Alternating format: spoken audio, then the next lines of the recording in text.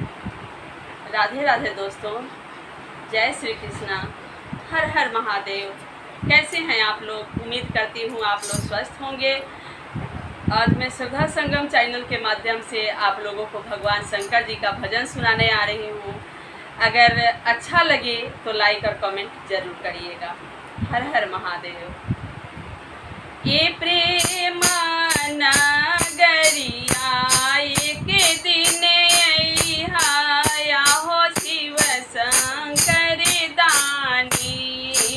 प्रेम नगरिया एक दिन अइहा हो शिव शंकर दानी। प्रेम नगरिया में निर्धन बहुत होला। प्रेम नगरिया में निर्धन बहुत होला। ये निर्धन के धान देले जइहा हो शिव शंकर भोला।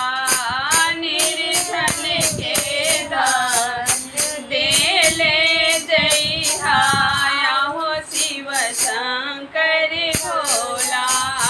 प्रेम नगरिया एक दिन अइहा हो शिव शंकर भोला। प्रेम नगरिया एक दिन अइहा हो शिव शंकर भोला। प्रेम नगरिया में अंधेरा बहुत होला।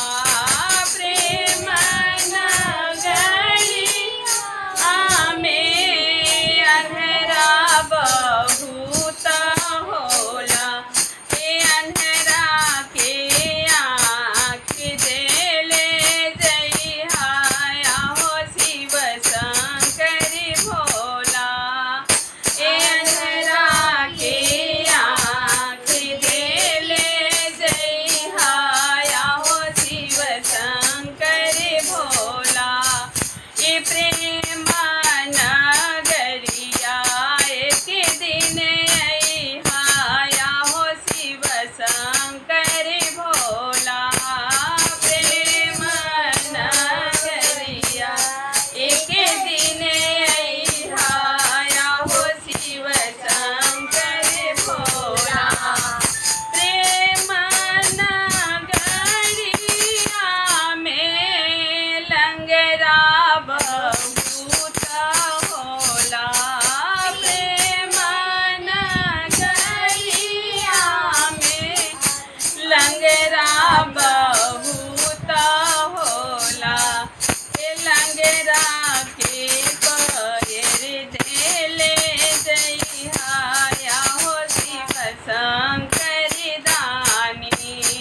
ये लंगरा के पैर देले जइहा हो शिव शंकर दानी। ये प्रेम नगरिया एक दिन जइहा हो शिव शंकर दानी। प्रेम नगरिया में बाझिन बहुत होला। प्रेम नगरिया में बाझिन बहुत होला। ए बाझिन के पुत्र देले जइहा हो शिव शंकर दानी। ए बाझिन के पुत्र देले जइहा हो शिव शंकर दानी। ये प्रेम नगरिया एक दिन अइहा हो शिव शंकर दानी।